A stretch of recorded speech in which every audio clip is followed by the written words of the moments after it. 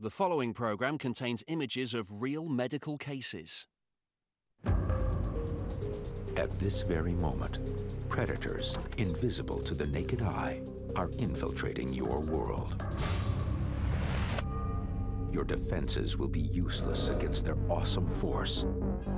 They will cause grotesque disfiguration, make you bleed out of every orifice, and even shut down the vital organs in your body. They will do almost anything to survive to fight another day, even if that means killing you. We have no idea what potential they have to create serious disease. What scares me the most is where the next killer microbe is going to come from and what form it will take. Venture into the dangerous world of killer germs.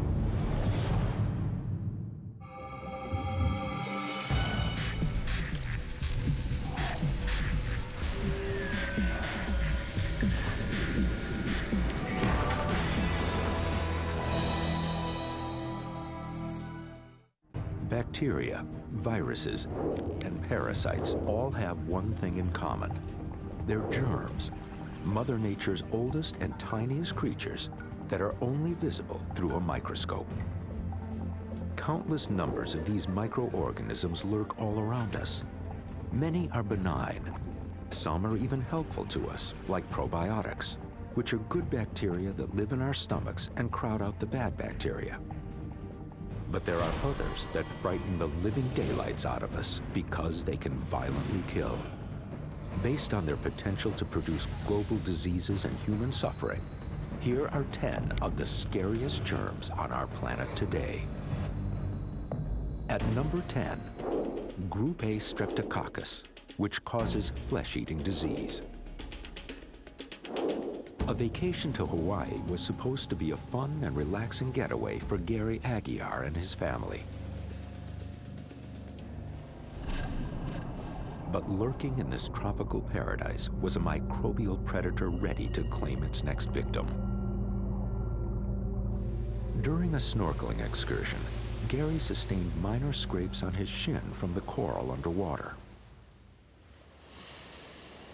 I was walking away from the shore, and on my right leg I noticed there was one scratch that was particularly deep, and there was some blood coming out of it. And I figured I'd go over and shower off, and you know, in the warm sun in Hawaii, it just kind of dried, and then I didn't think anything of it. Within 48 hours, Gary came down with a violent flu-like sickness so severe, he was rushed to the hospital. And I can actually remember the doctors coming in and telling me that you have an infection, it's in your leg, and we need to cut it out. The grisly bacterium, Group A strep, had somehow penetrated through the coral wound on Gary's shin and spread like wildfire.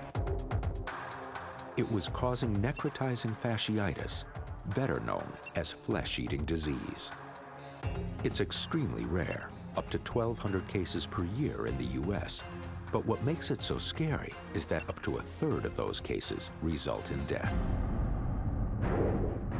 Once inside the body, Group A strep immediately begins multiplying. Bacteria live to reproduce, and these single-celled microbes carry all the machinery needed for their growth and multiplication. But contrary to popular myth, Group A strep doesn't literally eat flesh. It multiplies in skin tissue, releasing toxins or proteins that destroy healthy tissue. This allows bacteria to get deeper into tissue to feed on it in order to further replicate. When bacteria are in a dead tissue, there's no way that tissue can send off signals to say, hey, come fight off this infection. And there's no way that white blood cells can get in because dead tissues don't send signals to ask the immune system to come to the rescue. Also, dead tissue doesn't allow antibiotics to go in. Antibiotics need to come in through the bloodstream. So antibiotics won't get into those dead tissues either. Because antibiotics can't get to the Group A strep to destroy it, the only treatment is surgery, involving radical removal of the dead muscle and tissue containing the bacteria. The disease is called necrotizing fasciitis, because the bacterium causes inflammation of the fascia, the membrane separating muscles. You think of the muscles as your orange wedges. The fascia are the stuff outside the coating of those wedges. The bacteria can travel along those fascial planes rather than marching necessarily through the muscle, can travel along those areas and travel relatively quickly. If the destructive germs are not surgically removed, some can escape into the bloodstream, where they can freely attack almost any part of the body. To try to fight off these infections, the body can release chemicals called cytokines and other sort of signalers that cause people to have fluid leaking out of the bloodstream and into the lungs, or can shut down people's kidneys or hurt their livers. And this is exactly what happened to Gary Aguiar. Before surgeons could remove all the dead tissue, bacteria had already invaded his bloodstream and were attacking vital organs.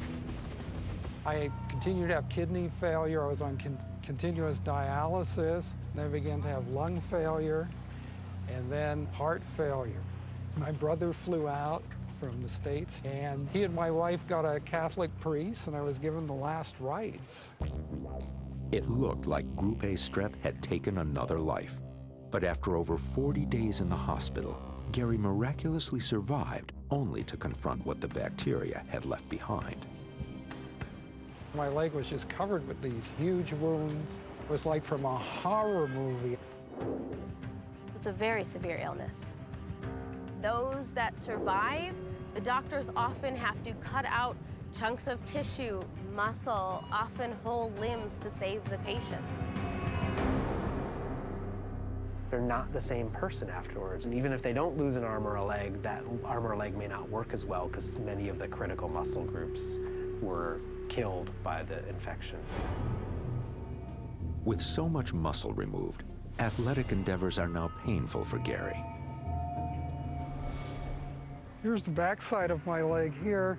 This is the major wound that everybody notices. This is the upper calf here, where they obviously removed a lot of material out of here. And so there's a muscle in here that kind of bulges out, and this is numb in here. Group A strep is a common bacterium that exists everywhere. At this very moment, it's harbored in the throats of millions of Americans, and for unexplained reasons doesn't cause any harm to most of them. But if it comes in contact with an open cut, the beastly germ can cause deadly flesh-eating disease. It probably could live at least several days on surfaces. You name it, it can live on tables, doorknobs, handles. It's even been found living in seawater. There's a lot of bacteria around that you can pick up from people. In my heart of heart, I think I contracted it in the water. Group A streptococcus is a ghastly bacterium. But there's another germ that can be even scarier.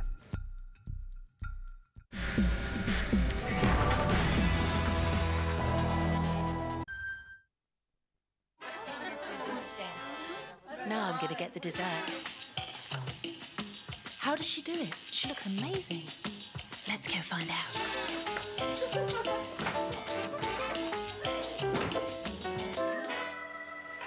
Okay, come on. What's your secret? Ladies. So smooth, so creamy. Perle de lait.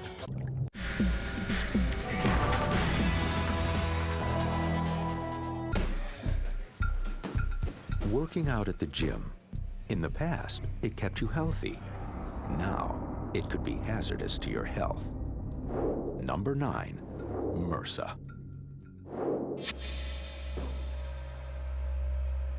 A man wipes down a sweaty exercise machine. Then he pats down his face with the same soiled towel that now harbors a frightening bacterium.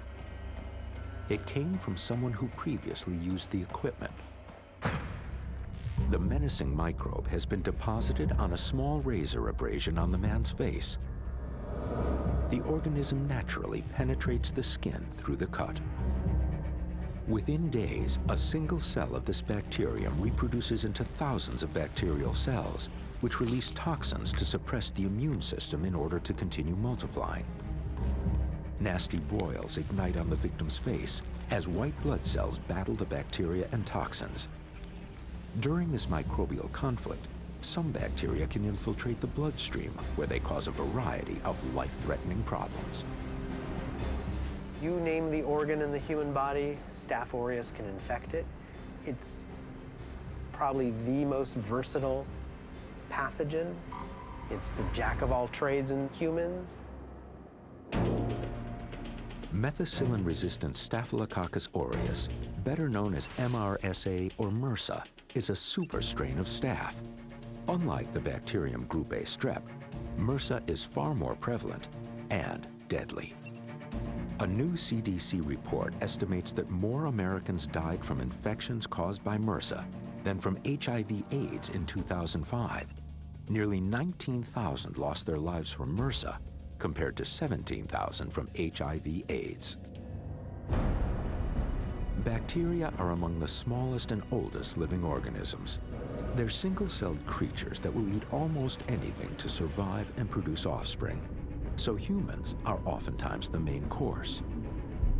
Bacteria can be deadly, mostly in the sense that they can be opportunistic to using us as resources. So in this way, bacteria can harness toxins to blow open our cells and to liberate precious resources that are available inside of our cells and using them for bacterial growth.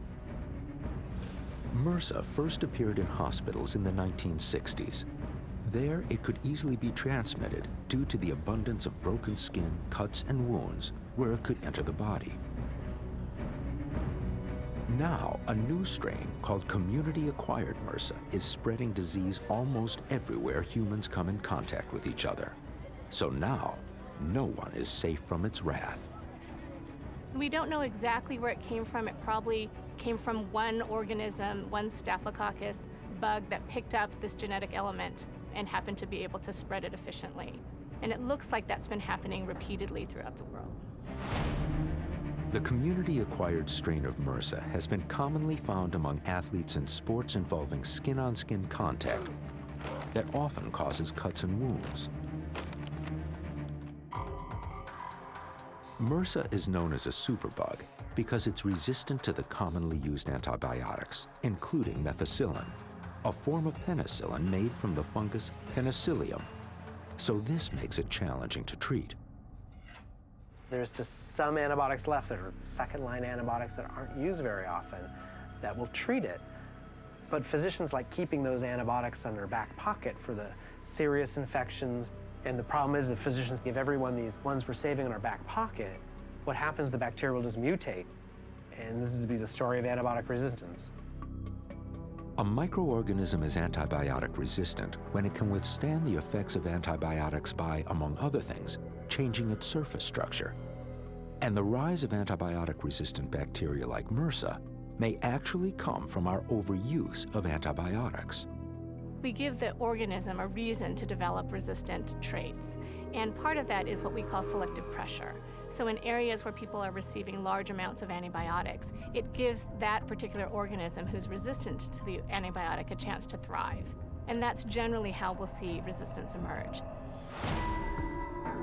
Antibiotic resistance can be transmitted between bacteria when two different bacteria engage in a form of microbial mating with each other. During this process, they can exchange DNA, a nucleic acid that houses the genetic blueprint of all organisms, and some of this DNA carries antibiotic-resistant genes. The rise of antibiotic-resistant bacteria like MRSA has heightened fears that the conflict against our microbial adversaries is escalating. Unless new drugs are developed, humans will constantly be dodging bullets. I think MRSA is going to be very difficult to eradicate. What we've seen is it's a cat and mouse game with us developing antibiotics and the bacteria becoming resistant to it. So far, we've not won this game. Some nasty germs have traveled halfway around the world to inflict global diseases. And now, one is just inches outside your front door. Warm summer nights bring people outdoors to cool off. But lurking in the dark, an enemy is ready to inject a lethal sting. Number 8, West Nile virus. A mosquito lands on a woman's arm. It injects its saliva into her skin while sucking out blood for nourishment. But within this mosquito's saliva is a virus, an organism whose only mission in life is to make more viruses, ones that can make you deathly ill. The woman thinks she only sustained an itchy, swollen bite. However, the virus has entered her body. Unlike bacteria, viruses don't have cellular mechanisms to reproduce on their own. So the West Nile virus quickly infiltrates an immune cell and hijacks its metabolic machinery to replicate. The virus multiplies to the point that its offspring burst open the cell, flooding the bloodstream with new viruses that move on to attack other cells. In a small percentage of individuals, the sea of viruses then enters the brain, where they cause swelling so severe that the brain literally pushes against the skull, causing a painful death. 1 in 150 people who develop a reaction to West Nile virus will have a severe reaction. 10% of those people won't survive. And there's really not a whole lot we can do to prevent that other than just hospital supportive care. The West Nile virus was first discovered in the African country of Uganda in 1937. Since its arrival in the United States in the late 1990s, West Nile has taken close to 1,000 lives with no end in sight. And what's more, there's no cure currently available. Birds are a natural host for the virus because they're everywhere in the world and can travel great distances. Mosquitoes draw blood from an infected bird and then inject it into healthy birds, thereby spreading the disease. Birds are prevalent everywhere, and birds fly, and mosquitoes also migrate. So if an infected bird moves from one area to another, and an uninfected mosquito then feeds on that bird, then you'll have an infected mosquito population in a new area. Birds have trafficked the West Nile virus across practically every U.S. state. And with mosquitoes as their transmitters, everyone is vulnerable to the virus that has the potential to violently kill. And mosquitoes don't only transmit West Nile, they also carry something much deadlier. Number 7, Plasmodium falciparum, the parasite that causes malaria. It's a disease that brings on an acute fever and flu-like sickness.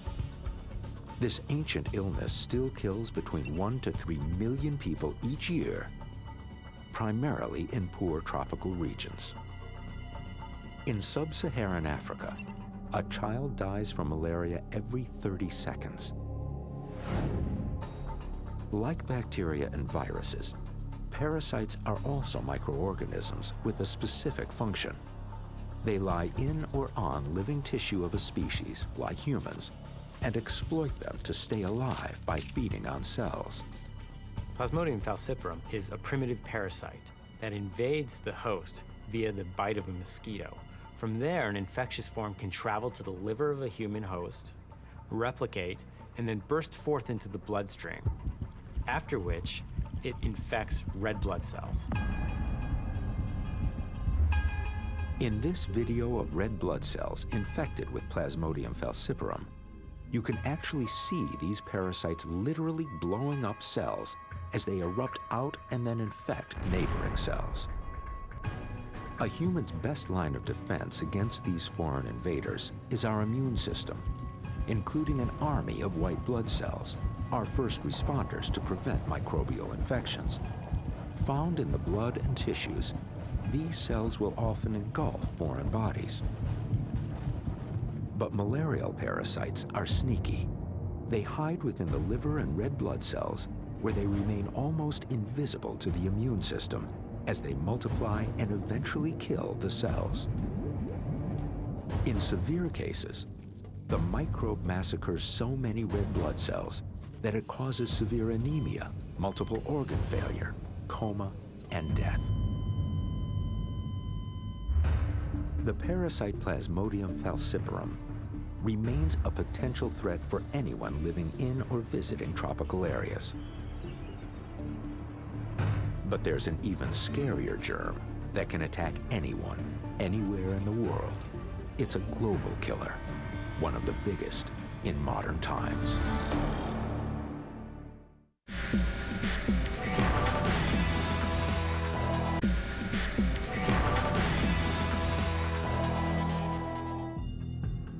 You may be wondering why the next virus is considered one of the scariest germs. Number 6, the influenza virus, which causes the flu. The virus may seem harmless. Most of us have gotten it several times in our lives and lived to see another day. But don't be fooled. The flu is not like the common cold. The flu can kill, and some strains are profoundly deadly. The influenza virus is scary because it's easily transmissible through direct or indirect contact with an infected person. Every year, influenza attacks between 3 and 5 million individuals, resulting in up to 500,000 deaths worldwide. There are 30,000 deaths every year in the United States alone from garden variety human influenza. We often overlook that fact. Influenza is highly contagious. The virus is commonly transmitted through inhaling droplets from an infected person coughing or sneezing on you. Once inside the body, the virus begins replicating. Our immune system comes to the rescue, making cytotoxic T cells. These are antibodies or proteins that can inactivate the virus. Chemicals also stimulate nerve fibers that trigger sneezing and coughing to rid the body of the viral infection. Once the virus is cleared from the body, our immune system makes memory cells that can recognize that particular virus and defend the body from future infections. But some viruses can outwit these memory cells by constantly changing their surface structure. There are viruses, what you get, and your immune system clears, and then it's gone. Yet the next version can come in and cause the disease all over again. In any given year, there are a variety of strains of influenza. Some can die out, while others create worldwide epidemics called pandemics. The worst in recorded human history was the Spanish flu of 1918. It wiped out almost 50 million people.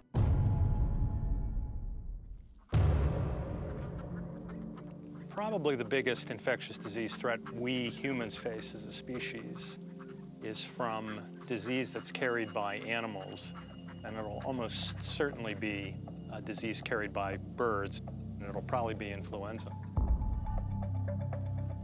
Like West Nile, the influenza virus has a reservoir of hundreds of millions to billions of birds around the world. And when birds migrate over long distances, they can swap strains of influenza through a process called recombination, whereby two viruses within an animal exchange genes. As a result, a new or mutated virus emerges and can be passed to other animals. That's the opportunity for two different strains of influenza to co-infect the same animal at the same time, and out pops then a genetic reassortment of the virus, which we may not have any immunity to. Our best defense against influenza viruses is annual vaccines, which are typically made of compounds from actual viruses, which have been made inactive through a chemical process. When vaccinated, the immune system recognizes the vaccine agents as foreign invaders. Antibodies, or cytotoxic T cells, are made to destroy the invaders, and memory cells remember them. When the actual virus comes along, the memory cells recognize its protein code from the vaccine and neutralize it before it can cause disease. But since influenza viruses are constantly mutating, we need new vaccines every year. So it's a constant battle between them and us. And oftentimes, the germs win.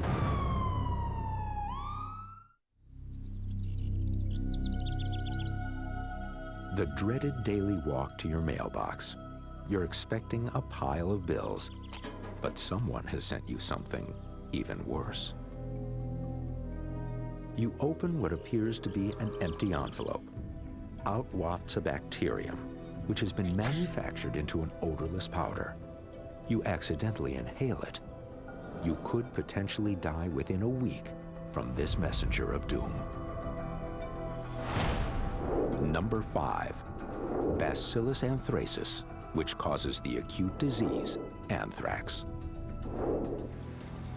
In 2001, the bacterium was sent through the U.S. mail as a biological warfare agent. 22 individuals contracted the pathogen, and 5 of them died. Had I waited another day, I would have died because I had enough anthrax in my system that I should have died. Although these incidents are rare, what makes anthrax really scary is that if left untreated, the fatality rate is over 90% within 48 hours of inhaling the bacterium. As a result, the CDC has classified anthrax a Category A agent, meaning it poses the greatest potential to inflict global human disaster. When the United States had a biological weapons program, the favorite organism, if one wished to achieve lethality, was probably anthrax because it is so hardy. Once made into a spore form, it will happily sit in a box on a shelf for years and remain infectious. And bioterrorism isn't the only way the anthrax microbe can kill. In its natural state, this spore-forming germ is found in soil and is nearly indestructible. Its spore can harmlessly survive for 100 years. But if ingested by a grazing animal, the dormant spores somehow become active bacteria and germinate within the animal, causing terminal sickness. When the animal dies, the active bacteria revert back to spores. They, in turn, become a source of infection for humans, either by ingestion of the contaminated meat or contact with a skin lesion when handling the dead animal. The U.S. vaccinates cattle, so infections are rare. But this isn't the policy worldwide, which is spreading terror on plains and prairies across the globe. Sheep, cattle, on very rare occasions, humans, unless they're treated immediately, they almost always die. A rare and highly lethal form of transmission is through inhaling spores that come from decomposing animals. Once inhaled, anthrax spores travel to the lungs. Immune cells quickly arrive at the scene and engulf the spores, then transport them into the lymph nodes, which exist